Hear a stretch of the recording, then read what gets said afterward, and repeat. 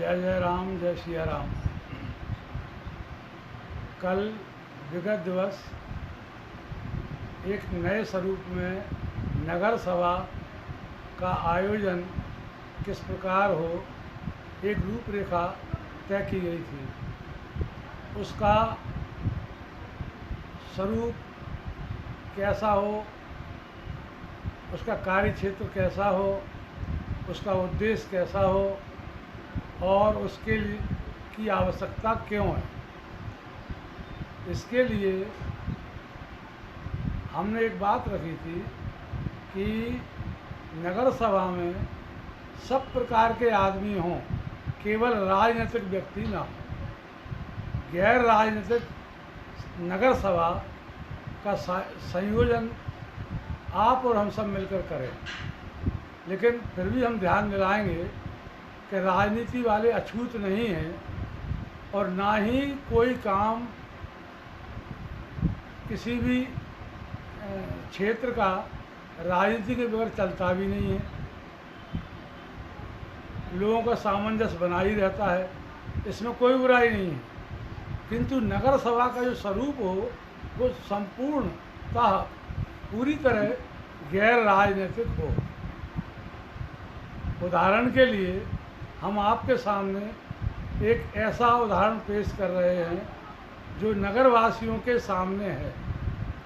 यह नगर सभा केवल अशोकनगर के लिए नहीं बल्कि संपूर्ण देश में इस प्रकार की नगर सभाएं बने, उसका एक उदाहरण, एक आदर्श क्या है।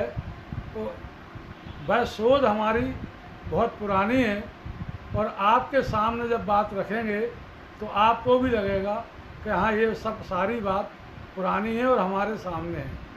आपके पास में, आपके नगर में आनंदपुर ट्रस्ट का एक केंद्र है और उसका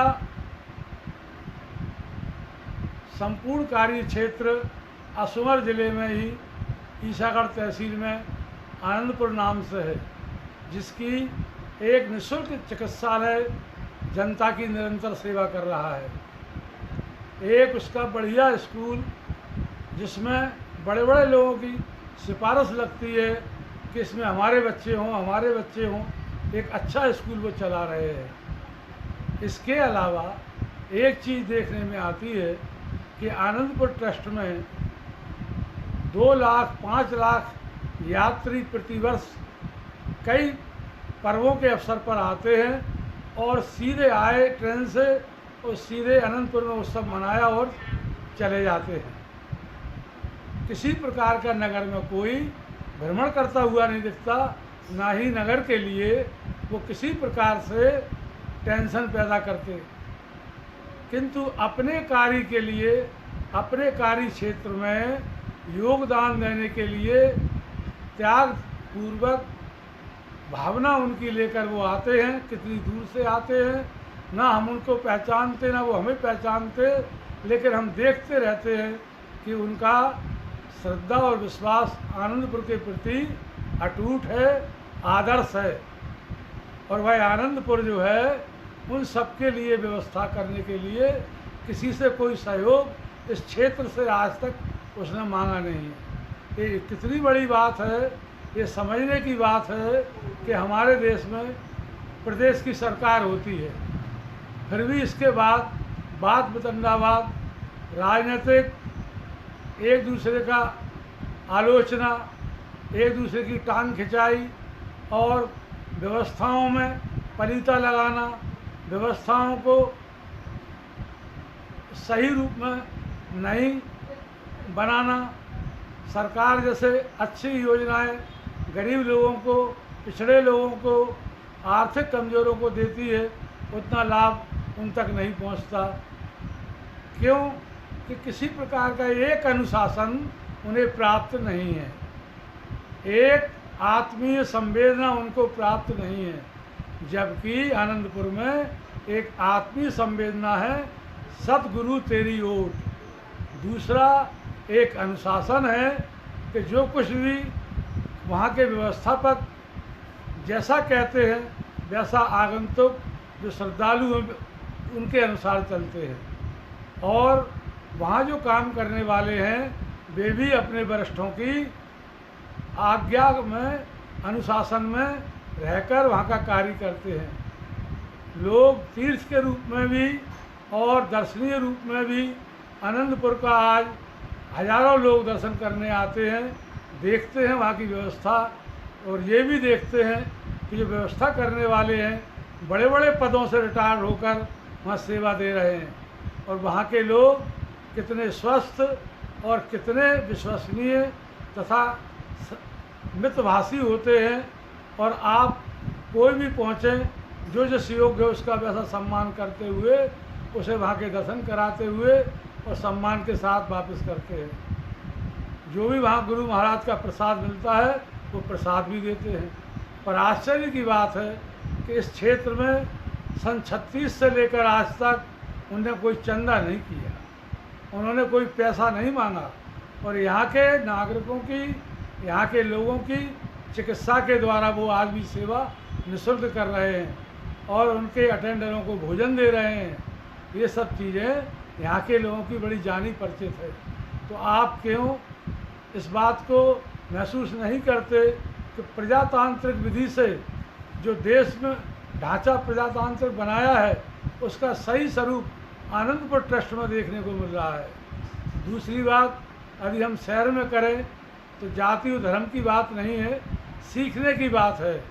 मैं आपको याद दिलाऊं, जैन धर्म के वर्ष में कम से कम 10-25 प्रकार के उत्सव होते हैं, और उनमें जैन समाज बड़ी श्रद्धा से, सफाई से, पवित्रता से और भावना से अपने गुरुओं का, अपने ऋषि मुनियों का पूरी तरह से सम्मान, श्रद्धा के साथ पूजन करता है। इतना ही नहीं, उनके पर्व उत्सवों में उन्होंने कभी बाजार से चंदा नहीं किया, सारी चीज़ें अपने समाज के स्तर पर ही संग्रह करते हैं और बढ़िया से बढ़िया प्रदर्शन करते हैं। और उनके जितने भी गुरु महाराज आते हैं वो हमेशा जो प्रवचन करते हैं वे समाज सुधार की, व्यक्ति के निर्माण की और व्यक्ति के उत्थान की और संसार के कल्याण की बात करते हैं। वे किसी प्रकार के स्वार्थ की बात नहीं करते। ये बात अलग है कि व्यापारियों का समाज व्यापार अपने ढंग से करता है और फिर भी वह कुछ ना कुछ प्रेरणा अपने गुरुओं से अवश्य लेता है और अपने जीवन का सुधार करता है। कई लोग हमने ऐसे देखे हैं, जैसे यहाँ बंधु जी थे। बंधु जी ने अपना पूरा जीवन बड़ी सात्विक विधि से जैन समाज के आदर्शों पर और स्वयं के अंदर सुधार करते हुए जीवन गुजारा। ऐसे एक दो लोग को हम और भी कह सकते हैं कि जिन्होंने अपना आत्मकल्याण किया है। इसलिए हमको अच्छी चीज़ों से शिक्षा लेते हुए हमारे नगर में बगैर किसी भेदभाव के हमारी युवा पीढ़ी के लिए हम एक नगर सभा का निर्माण करें। उसका उद्देश्य क्या है, उसके नियम क्या हैं, उसमें किस प्रकार से हम युवकों को मार्गदर्शन दे सकते हैं और सरकार से कितनी अपनी शक्ति को इकट्ठा करके हम सरकार से कितना बड़ा सहयोग लेकर और हमारे युवकों को हम कल्याण के रास्ते पर, उनके उत्थान के रास्ते पर उनका सहयोग कर सकते हैं और उनके द्वारा किए गए कार्य समाज के लिए कितने लाभान्वित कर सकते हैं, यह भी हमारी प्रक्रिया उस नगर सभा में रहेगी। नगर सभा में सबसे बड़ी बात होगी तो यही कि किसी में भेदभाव नहीं होगा। हमें किसी प्रकार से छोटा बड़ा, ऊंच नीच एवं प्रतियोगी समाज नहीं बनाना है कि इस वर्ष अध्यक्ष कौन बना तो अगले साल कौन बनेगा।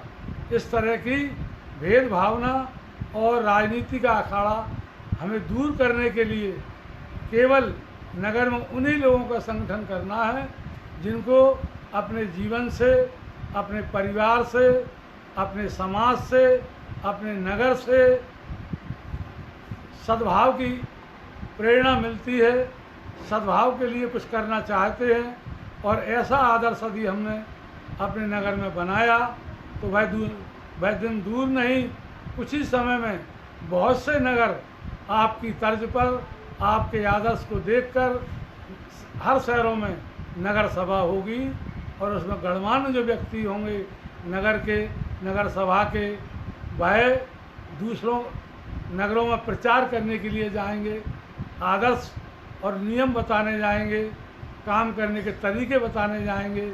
हम भी अपनी नगर सभा में अपने नगर के युवाओं को अलग, बच्चों को, पढ़ने वालों को अलग, महिलाओं को अलग प्रशिक्षण देंगे और शिक्षा से जोड़कर उस शिक्षा के क्रमोन्नत आदर्शों को लेकर हम उन्हें आगे बढ़ाएंगे। नगर सभा हमारी राष्ट्र से प्रतियोगिता करे, राष्ट्र के वैज्ञानिकों से करे, राष्ट्र के कृषि वैज्ञानिकों से करे, राष्ट्र के तकनीकी वैज्ञानिकों से करे।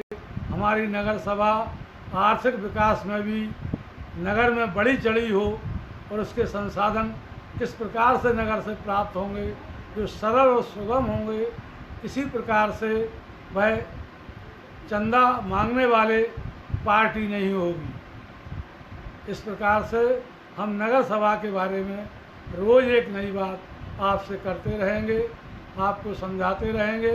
ये बात अलग है, कोई चीज़ आपको पसंद आती है, नहीं आती है, इसमें कोई बुराई नहीं है। यदि कोई बात अच्छी समझ में आती है तो आप आगे बढ़ें। हम आपके मार्गदर्शन के लिए, इस नगर सभा के संयोजन के लिए, संगठन के लिए आप सबका रास्ता प्रशस्त करेंगे। आगे आपको ले जाने के लिए और इस नगर सभा के गौरव को बढ़ाने के लिए, जो देश में बड़े बड़े आदर्श पुरुष हैं, किसी भी समाज से, किसी भी धर्म से हों वो, उनको आपके बीच में लाएंगे और वो आपकी नगर सभा का मूल्यांकन करते हुए दूसरे शहरों में जाएंगे, वहाँ इस बात को रखेंगे। आज हम इतना ही कहेंगे। कल हम फिर अगली बात नगर सभा का संगठन कब से कैसे होगा, कल हम आपको अपनी बात रखेंगे।